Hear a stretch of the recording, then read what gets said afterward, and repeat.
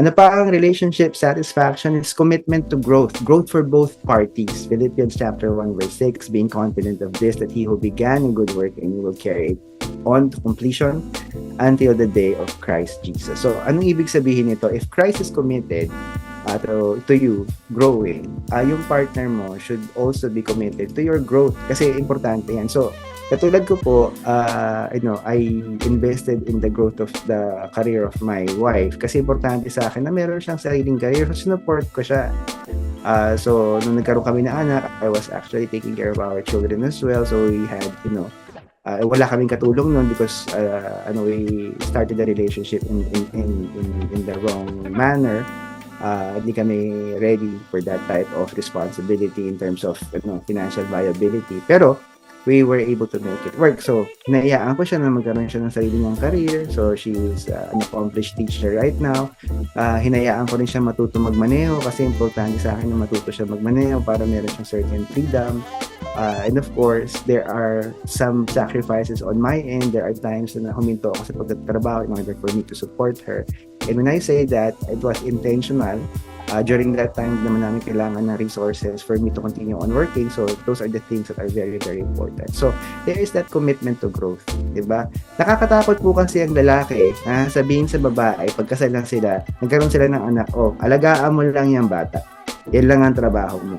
The reason why I'm saying that it is very, very dangerous because I have experienced several couples na namatay yung lalaki. Tapos yung babae, wala siyang business or wala siyang work background.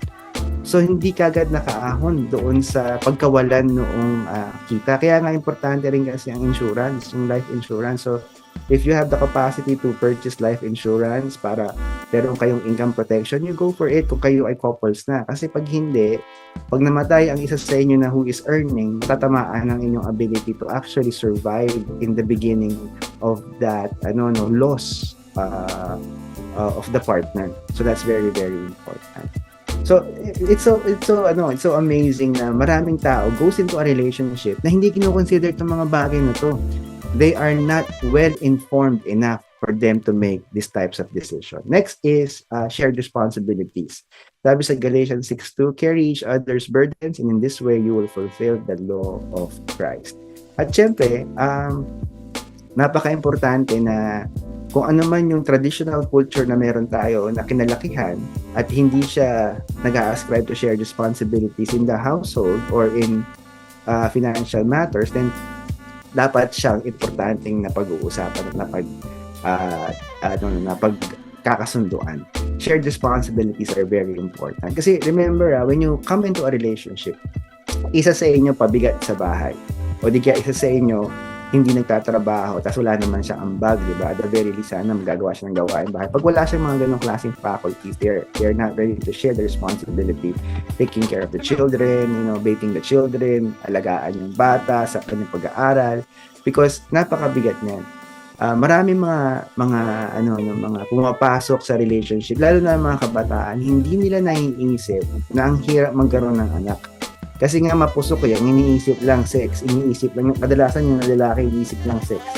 Iniisip lang mahawakan ko tong kamay nitong babae ito. Yung babae naman gusto lang makatakas minsan doon sa nangyayari sa kanilang tahanan. They feel good, they feel better. Pero bigyan mo sila ng ganitong klaseng information, they will reject it. Kasi hindi nila paniniwalaan yan because they believe that love conquers all. Kaya nga tumataas ang single mom rate sa Pilipinas right now because of these mal-informed or misinformed na mga kabataan who indulges in a relationship tapos they destroy practically their future. Ang parating talo dito ay mga kababaihan.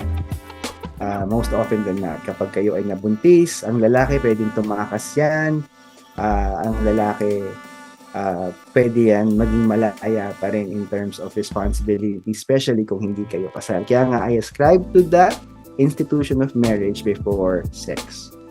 Ayan, conflict resolution skills that I have mentioned a while ago, sabi dyan sa Proverbs 15:1, a gentle answer turns away wrath, but a harsh word stirs up anger. So, kung natin kakalimutan, ingatan natin, kung nakikita natin na isang individual ay temperamental, mainitin na kagad ang ulo niya. Red flag po kasi kagad yun. most often than not, hindi nagiging maayos ang relationship kapag meron isang partido na parehong mainitin ng ulo. I remember meron kaming na witness mag-asawa dahil siya, yung babae kasi kapatid ng best friend ko nung college. Kita ko nag-aaway sila, talagang they were really violent sa pag-aaway nila. And of course, at the end of it all, nalaman ko na meron talagang maraming internal conflict at eventually, the relationship ended up in a very, very bad way. Otherwise, nagkahiwalayan din sila, pero hindi maganda yung kanilang pagkakahiwalay. So those are the things na pwedeng iwasan, di ba? Hindi naman natin kailangan saktan ng ating sarili. Hindi naman natin kailangan pahirapan ng ating lahat ng mga bagay pwedeng maiwasan. Ang importante, tama ang decision natin, tama ang fundamentals natin before we enter into a relationship. Humingi tayo ng payo, we will have that discussion later on.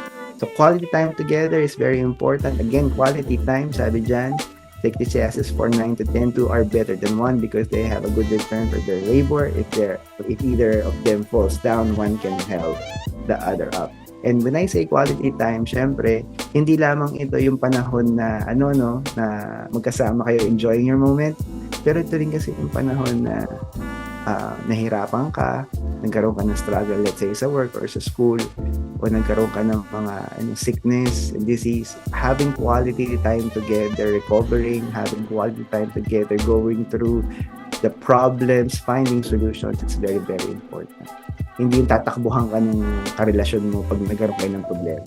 Affection and physical intimacy, especially for the married couple, Song of Solomon, my beloved is mine, I am his, he browses among the reeds. Yeah. Magandang basahin ng Song of Solomon if you want to read a romantic book in the Bible. Support during challenges, as I've mentioned a while ago, Ephesians 4:2-3. Be completely humble and gentle, be patient, bearing with one another in love, make every effort to keep the unity of the Spirit through the bond of peace. So one of the challenging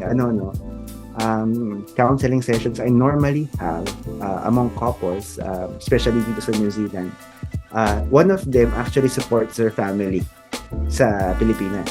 Bihira ako makachempo ng couple, both supporting their family sa Pilipinas. So, sabi ko dun sa, kasi I normally use the Bible for my references kasi napakagandang moral code ng Biblia.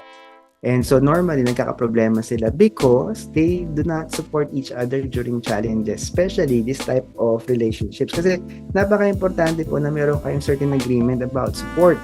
And these are going to be challenging times. And unfortunately, ang nangyari talaga dito sa couple na to, nakita ko talaga impoverished sila.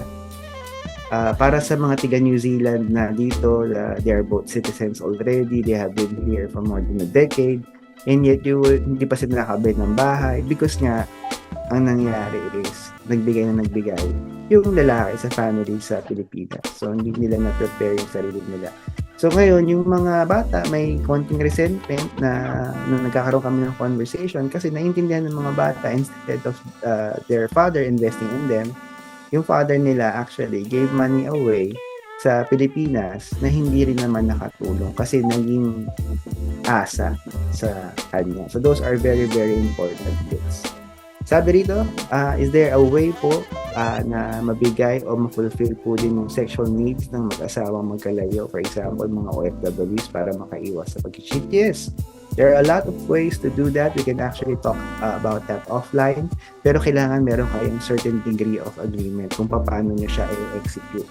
But that is a very, very feasible and possible interaction. So, pwede siya.